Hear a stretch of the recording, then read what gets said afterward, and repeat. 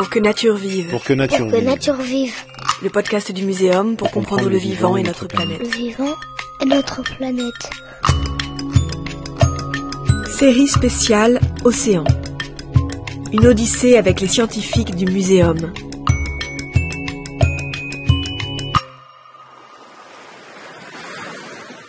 Pourquoi les algues marines sont-elles importantes pour l'océan et l'humanité? Avec Lynn Le Gall.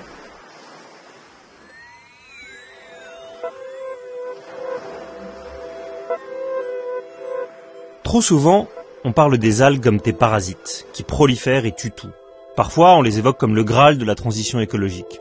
En réalité, elles ne sont ni l'une, ni l'autre, mais très précieuses pour nos océans et pour l'humanité, ainsi que va nous l'expliquer la professeure du Muséum national d'histoire naturelle et directrice des explorations scientifiques du Muséum, Lynn Le Gall. Bonjour madame. Bonjour. Alors, tout le monde comprend l'importance fondamentale, existentielle même, des arbres et des forêts, mais les algues ne suscitent pas le même élan empathique. Commençons par réparer l'injustice qui leur est faite et rappelez-nous quel rôle jouent les algues pour l'environnement et pour le vivant dans l'océan. Les algues sont ce qu'on appelle des organismes photosynthétiques, c'est-à-dire qu'ils vont capter le CO2 qui est dans l'atmosphère et qui va se dissoudre dans l'eau pour faire la photosynthèse en utilisant l'énergie de la lumière pour fabriquer des sucres, des protéines, des acides gras. Et donc c'est le premier maillon de la chaîne alimentaire dans l'océan. Les algues, on va les retrouver le long des côtes sous forme de grandes algues marines qu'on appelle des algues benthiques, c'est-à-dire qu'elles vivent fixées sur le fond. Ou alors, on va les retrouver sous forme planctonique à la surface des océans. Et elles vont avoir un rôle essentiel dans le cycle du carbone sur Terre en captant justement ce CO2 et en produisant dans l'océan cette matière organique qui va être le premier maillon de toute une suite d'organismes qui vont les consommer.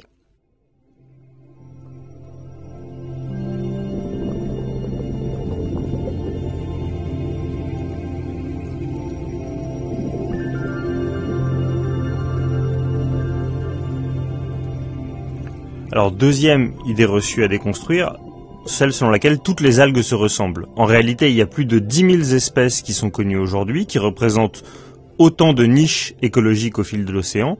Est-ce que vous pourriez nous raconter cette extrême diversité de leur capacité d'adaptation et puis aussi combien ces nurseries sont cruciales pour la biodiversité ? Donc les algues sont apparues il y a très longtemps sur Terre. Elles se sont mises à proliférer.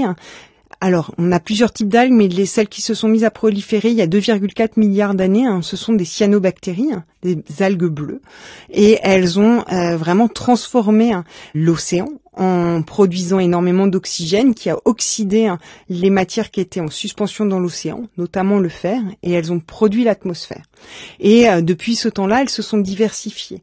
On connaît des algues pluricellulaires depuis plus de 1,2 milliard d'années.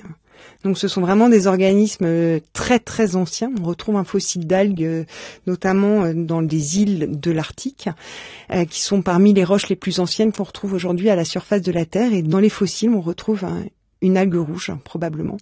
Donc on sait qu'elles sont présentes sur la surface de la Terre depuis très très longtemps et elles ont donc eu énormément de temps pour se diversifier tout au cours de l'évolution. Mais quand on parle d'algues, scientifiquement, ça ne veut pas dire grand-chose en fait. On a plein d'organismes différents qui s'appellent des algues. Il faut savoir qu'elles ont eu des histoires évolutives très contrastées les unes les autres. Dans les grandes algues marines, on va retrouver 3 grands groupes que l'on va classer par couleur. On les classe par couleur depuis 1813. Il s'agit des algues vertes, des algues rouges et des algues brunes. Et puis pareil, dans les algues planctoniques, on a plein de lignées. On connaît relativement bien les diatomées qui peuvent se voir parfois même à l'œil nu. Certaines font quasiment 1 millimètre. Les autres sont sans doute beaucoup plus petites et on les connaît moins. Mais on a plein de lignées aussi différentes des animaux, des végétaux, des champignons qui sont formés par ces algues planctoniques. Donc en termes de diversité, c'est beaucoup d'espèces, mais c'est surtout et avant tout beaucoup de lignées évolutives distinctes. Elles sont très distinctes, mais elles ont aussi d'étonnantes capacités d'adaptation. Est-ce que vous pouvez nous en dire quelques mots ? Donc pour les grandes algues marines, elles vivent dans un environnement extrêmement hydrodynamique avec beaucoup de vagues, des courants, des marées. Et pour résister à tout ça, il faut être flexible. C'est-à-dire que si on est comme les plantes terrestres composé de lignine qui donne cet aspect très rigide, notamment au tronc d'arbre, eh bien, ça ne résisterait pas du tout sous l'eau. Donc, l'adaptation qu'ont eu les algues, c'est d'avoir des composés dans leur paroi cellulaire qui leur donnent une flexibilité, qui leur permettent d'absorber cette énergie de la mer sans se rompre. Donc on a vraiment plein de composés gélatineux, gluants, gélifiants à l'intérieur de ces algues et ces composés sont d'ailleurs exploités.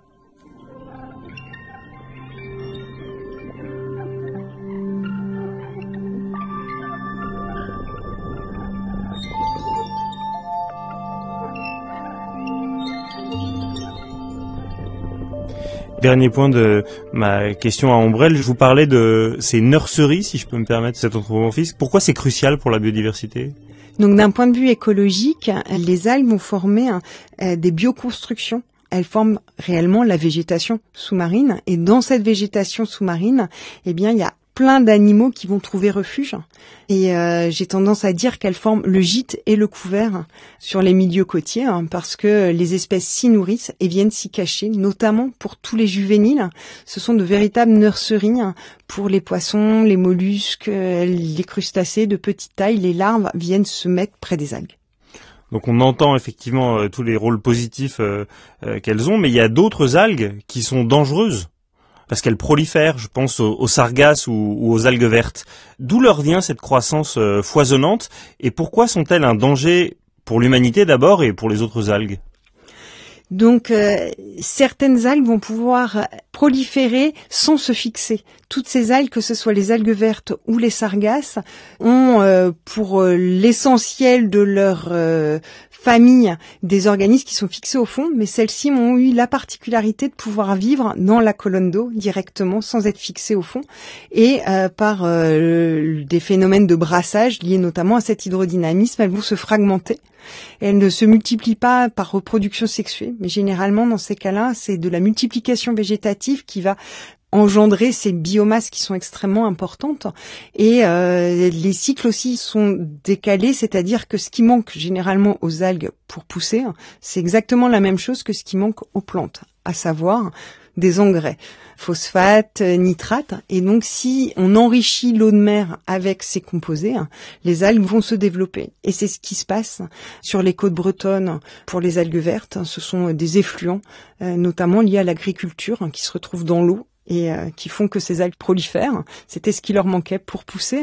Et c'est la même chose dans les bassins des Antilles, où c'est en particulier la déforestation et le changement d'usage des eaux et des terres qui font qu'il y a de plus en plus de nutriments qui se retrouvent dans la colonne d'eau et que ces algues peuvent proliférer. Maintenant qu'on sait comment est-ce qu'elles prolifèrent, en quoi est-ce que c'est réellement un danger ? D'abord pour les autres algues et puis aussi pour nous, pour l'humanité.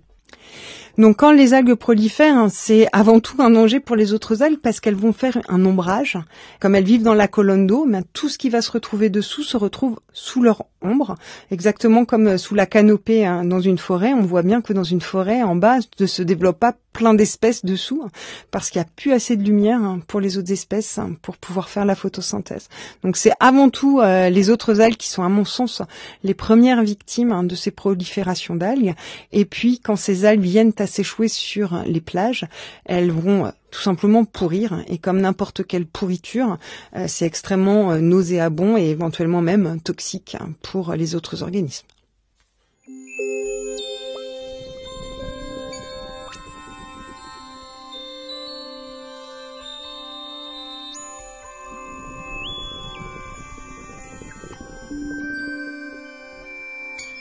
Pour terminer, heureusement, toutes les algues ne sont pas menaçantes.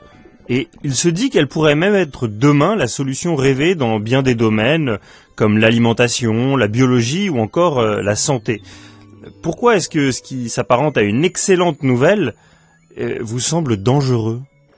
Donc je vous l'ai dit, les algues, elles ont une histoire évolutive extrêmement longue, au moins 1,2 milliard d'années. Donc c'est un temps immense pour pouvoir accumuler plein d'adaptations, plein de voies de biosynthèse, etc. Donc, à mon sens, c'est une ressource très importante de découverte. Et on voit bien que c'est des médicaments d'avenir. Ça peut aussi être une source de nourriture éventuelle.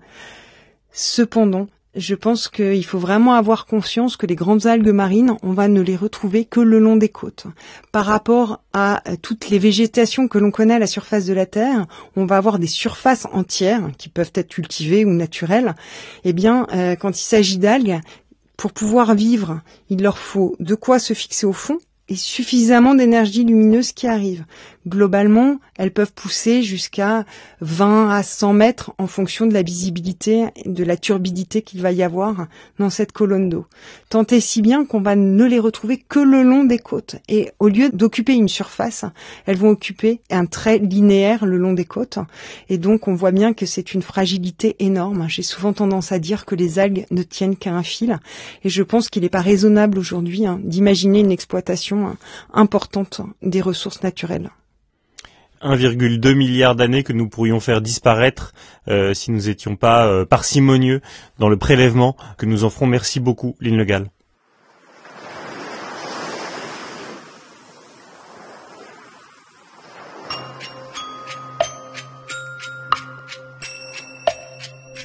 Dans cet épisode, vous venez d'écouter Lynn Le Gall, professeure et directrice des explorations scientifiques du Muséum national d'histoire naturelle, interviewée par Vincent Hédin.